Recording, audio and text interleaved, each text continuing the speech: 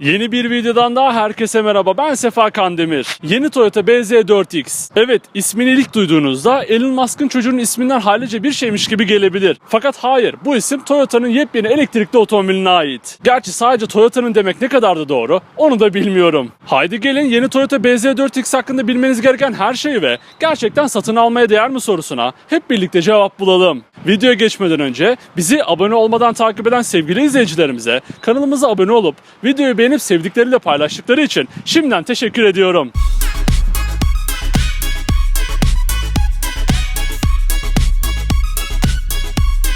Toyota'nın BZ Beyond Zero yani sıfırın ötesinde isimli sıfır emisyonun vurgulandığı serisinin ilk BHV yani Battery Electric Vehicles segmentinin modeli olan BZ4X tasarım ve teknolojisiyle geleceği kucaklıyor. Toyota'nın başarılı SUV modeli RAV4 ile benzer boyutlar sunması ise onun filo içindeki yerini belirliyor. Toyota tarafından geliştirilip Subaru ile paylaşılan TNGA platformu üzerinde üretilen yeni BZ4X'e önden baktığımızda balığı andıran bir surat ifadesiyle karşılaşıyoruz. Üst tarafta küçükten büyüğe doğru ilerleyen LED Matrix farları ve şekilli kaputuyla güçlü bir duruş kazanılmış. Alt tarafta ise genelinin düz bir tasarıma sahip olduğu tampon kullanılırken tampon üzerindeki gerçek havalandırma çıkışları sürüş menziline katkı sunuyor. Buna karşın farların üst tarafındaki parmak girecek kadar olan boşluğu anlamak ise kolay değil. Kazalı bir BZ4X'i toplama işlemi de bu boşlukları bırakmaya çalışırken işi bir hayli uzatacak gibi görünüyor. Yeni Toyota BZ4X'in uzay mekiğini andıran profil tasarımına gelin hep birlikte göz atalım. Yeni BZ4X'in profiline geçtiğimizde CHR'ın profilini ilk kez gördüğümde ne tepki verdiysem aynını verdim. İlk bakışta göze bir hayli garip gelen bu tasarıma bir süre sonra alışıyorsunuz. Aynı zamanda bana Lexus modellerinde anımsatan profilde en dikkat çekici parça tekör üstü dodikler oluyor. Plastik rengi ve farklı şekliyle dikkat çekmeyi başaran bu dodiklerin altında standart olarak 18, en fazla 20 inç büyüklüğünde satın alabileceğiniz jantlar bulunuyor. İki farklı omuz çizgisiyle bölünen profil tasarımı gerçekten hareketli görünüyor. Sadece rakip markaların en sade modellerinde bile olup yeni BZ4X'te olmamasını eleştireceğim tek şey kapı kollarının eski usulü olması olacak. Bu kadar detay bir tasarıma daha şık bir kapı kolu olsa hiç de fena olmazmış. Buna ek olarak yeni BZ4X'te 4'ü çift renk olmak üzere 9 farklı dış renk seçeneği beğeninize sunuluyor. Yeni BZ4X'in gerçekten başarılı arka tasarımını hep birlikte inceleyelim. Yeni Toyota BZ4X'in arkasına geçtiğimizde bizi ön taraftaki kadar hareketli bir tasarım karşılıyor.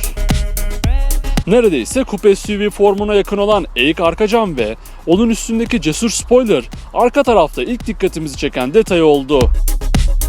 Stopların başladığı yerde ikinci bir spoilerla desteklenen arka tarafta boydan boya uzanan stop tasarımı benden 1 artı puan alıyor. Baktığımda yeni Yaris'e de benzettiğim arka tarafta inceden Lexus çizgileri de mevcut. Özellikle de stopların köşesinden uzanan siyah trim parçaları çok da yabancı değil sanki.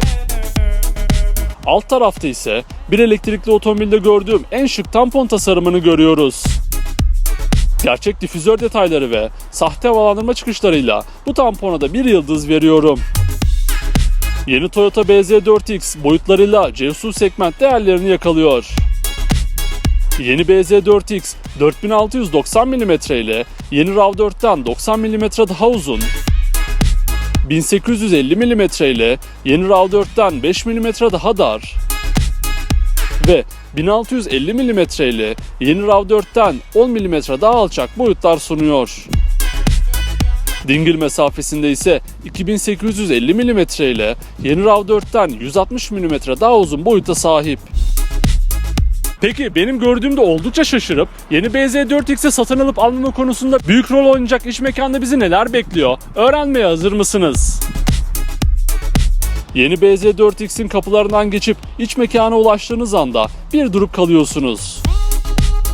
Daha önce benim bir Toyota modelinde hatırlamadığım, daha çok Peugeot gibi markalara yakışabilecek bir tasarımı görmek beni bir hayli şaşırttı. Softex isimli, yanal ve baldır destekleri ciddi anlamda başarılı kumaş kaplama koltuklara oturduğunuzda konsollar arasında dağlar olan direksiyon simidini ellerinizin arasında buluyorsunuz. İç mekanın tamamında kendini hissettiren, koyu plastik renginde olan bu direksiyon simidi genel itibariyle sportiflikten bir hayli uzak. Tabii konsept tasarımını hatırlayınca böyle düşünmekte ne kadar haklı olduğumu anlayacaksınız. Üzerinde yer alan fonksiyon tuşları ise görünürde sahip olduğu tek avantaj olabilir. Bu direksiyon simidin bir hayli ötesinde ise 7 inç büyüklüğünde tamamen dijital gösterge ekranı bulunuyor.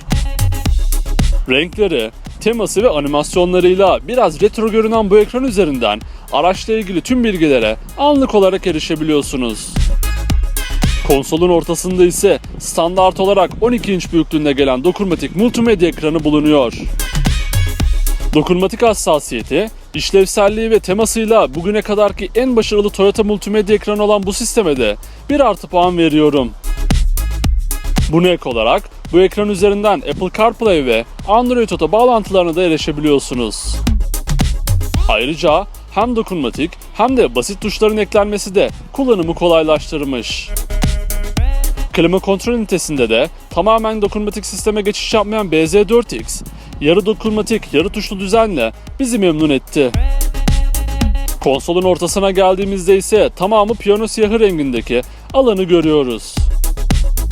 Ön tarafında özellik tuşları ve arasındaki şık vites seçicisiyle parmak izlerinin cenneti orta konsolda transparan kapaklı saklama alanı bir hayli ilginç olmuş.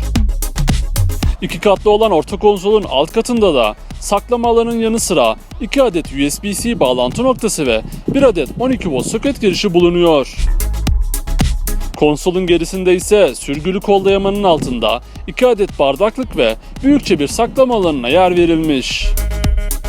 Yeni BZ4X'in farklı yerlerinden biri ise uzun ön göğsünün kumaş kaplı halde gelmesi oldu. Buna ek olarak perdeli panoramik cam tavanda iç mekanın ferah görünmesine katkı sunmuş. Yeni BZ4X'in arka koltuklarına geçtiğimizde ise uzun dingil mesafesinin meyvesini alıyoruz.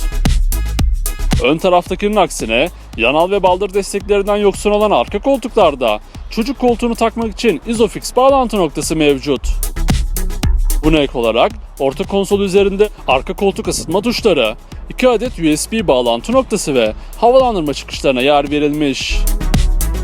Yeni Toyota BZ4X'in bagajına geçtiğimizde ise RAV4'ten boyut olarak büyük olmasına rağmen hacim olarak daha az bir değer sunmasıyla karşılaşıyoruz. Yeni BZ4X'in arka koltukları normal konumundayken 452 litre bagaj hacmi sunuyor. Bu değer RAV4'ten 125 litre daha az. Yeni BZ4X'in rakiplerinden geri kalmayıp size maksimum konforu sunacak güvenlik ve sürücü yardımcı özelliklerini gelin hep birlikte öğrenelim. Yeni BZ4X'te Toyota'nın Teammate adını verdiği gelişmiş sürücü destek sistemleri bulunuyor. 3. nesil Toyota Safety Sense paketinde içeren bu sistemlerle birlikte önünüze çıkabilecek araç ve motosikletlere karşı fren yaparak olası kazaları da önleyen, önden çarpışma önleyici, bir kavşağa yaklaştığınızda kör noktanızda oluşan trafiği algılayarak size kavşak içinden en güvenli çıkışı yapmanızı sağlayan kavşak dönüş yardımı, herhangi bir yaya, bisikletli ya da park halindeki bir araç gibi tehlikeli bir durum sezildiğinde sizin yerinize hem direksiyon hem de fren müdahalesi yapan acil direksiyon asistanı, üzerindeki 12 ultrasonik sensörden birkaçı olan ön park sensörleri ve daha birçok pasif güvenlik özelliği yeni BZ4X'te sizi bekliyor. Yeni BZ4X'in alameti farikası, elektrikli motoru ve sürüş menzil özelliklerini öğrenmeye hazır mısınız? Yeni Toyota BZ4X'te şu an tek bir kapasitedeki motor seçeneği yer alıyor.